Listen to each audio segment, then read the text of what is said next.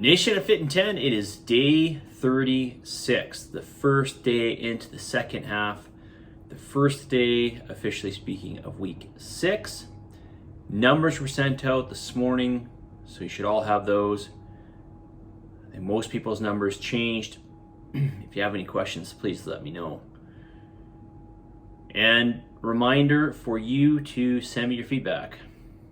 www.trainonmain.com/fit in 10 check-in. Okay, I want to try to get as many questions in as I can, so let's do it. Let's continue from yesterday. This person writes, you mentioned in your first video that people who were lifting weights before the challenge began. So let me just start this again. You mentioned in your first video that people who were lifting weights before the challenge began would have a harder time with losing weight than the people who were new to it. I assume that this is because they will see less of a dramatic change in body composition. What do you suggest those people should do? Lift heavier, lift more often? Okay, so I did not say that. I know what you're thinking I said, and I'll say that in a second, but let me just make sure I've read this question correctly. You mentioned in the first video that people who were lifting weights before the challenge began would have a harder time with losing weight. No, that's not true. What I said was that people who are lifting weights before, people who have a history of lifting weights up into currently, they'll have a harder time with adding muscle, okay? That's what they're gonna have a harder time with. Losing weight really has to do with your energy intake. You're still expending a lot of energy training with weights, whether you're new or you're intermediate or you're super experienced. You're still gonna burn through a lot of calories. So that's not gonna change your, for simplicity's sake here, it's not gonna change your energy balance. What you will have a hard time doing is recomping, in the sense that you will not put on muscle as easily as somebody who is completely new to training. Okay, so that's the difference. So in terms of fat loss, in terms of losing fat, it doesn't matter whether you're new or experienced in terms of losing fat. Okay, now, if you're trying to lose a lot of fat and you're already lean, that's a different story, okay? You're not gonna lose a lot of fat because you just don't have any fat, really. All right, so the second part of the question is, what do you suggest people should do? Okay, well, nothing. I mean, you can't really do anything in terms of adding more muscle if you're already, you can look at the nuances to training. So if you're an experienced lifter and you wanna try to gain more muscle, you can look now at how can I optimize it? So how can I do some nutritional timing? So maybe we want to do specific carbohydrates around training, that is before and after. Maybe we want to start to really hone in on getting 5 meals per day and getting optimal protein and overall energy at each of those meals, because this will support better muscle growth. Maybe we want to start looking at certain supplements like HMB, hydroxymethylbutyrate, or essential amino acids, or creatine monohydrate, these types of things, because they will aid. So we want to look at these specific things. These will be another step in your journey to adding some muscle mass. In the beginning, what will be easier for somebody who's new to lifting is adding muscle mass and losing fat. But you, this person who wrote this, who is a little more experienced with weightlifting, you can lose fat. The other thing is you can look at doing more of a hypertrophy type program. Our programs our lift camps, I think, are quite good, but they're not in the realm of bodybuilding per se. They're very foundational. You're going to put on some good muscle with that, but you could make your training more concentrated towards putting on muscle mass, towards developing all the musculature in your body to a good degree. So what does that look like? It looks like doing more volume per body parts. Okay? So that would be my suggestion. We can look at nutrition. Okay, how can we make nutrition better? We can look at supplementation. Can we make supplementation better? Can we add in some supplements? We can take a step back here and look at just the foundational supplements. Are you getting adequate amount of vitamins and minerals? Because this will make a difference. Are you getting adequate amount of essential amino acids, even just from your diet? And then, of course, we can look at, I said training supplements, or I don't know which ones I went over. I think I said nutrition and supplements, right? And then training. Can we make training better, right? What can we do with training?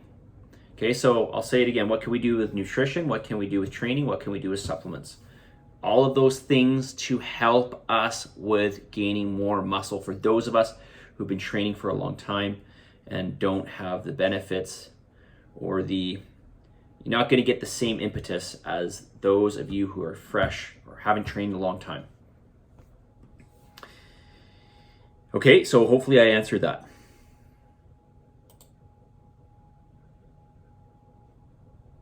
All right, this person writes, this is under the heading, name something specific you can improve upon. Making sure I have at least 30 grams of protein per meal, eating enough carbs for breakfast. So 30 grams of protein per meal for this person. And this person's having, let me just look because it's actually just on one of my tabs here. This person is eating, I hope they don't mind me saying, for protein, they're eating 245 grams of protein. So yeah, definitely for this person, I would say 30 grams of protein. I'd probably say 50 grams, because if you get 50 grams every meal, that's still 5 meals to 50 grams. This person's got a lot of protein in their diet. And the reason why they have a lot more protein in their diet is simply because they have a lot more lean mass. So they have a lot more lean mass to support. All right. Yes, so that's great. Third of my goal, eating enough. There's a second point that he said to this. Eating enough carbs for breakfast. Third of my goal. Yeah, again, you could evenly spread that out.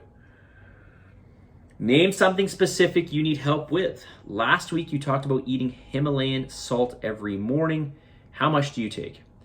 I take 2 heaping, and when I say heaping, they're like heaping and then down the stem of the spoon. So I take 3 heaping quarter teaspoons. I'm doing about a teaspoon of salt in the morning.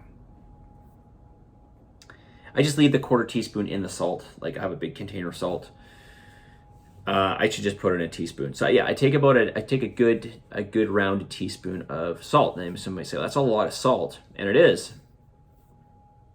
But of course I do sweat every day because I am training, and I don't have any issues with my blood pressure. In fact, I take my blood pressure regularly.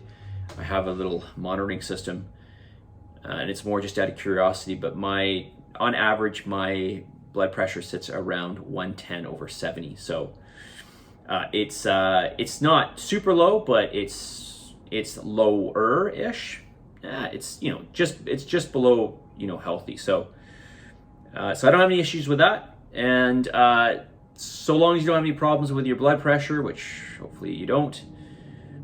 Salt is it's when we're talking sodium, when we're talking about salt here, we're talking about sodium and chloride or chlorine, and these are essentially electrolytes that the body requires. Okay, especially sodium. So, and if you have too much of it, the body, and so long as this mechanism works for you, this homeostatic mechanism, the retaining and the excretion of salt, most of us are fine with that.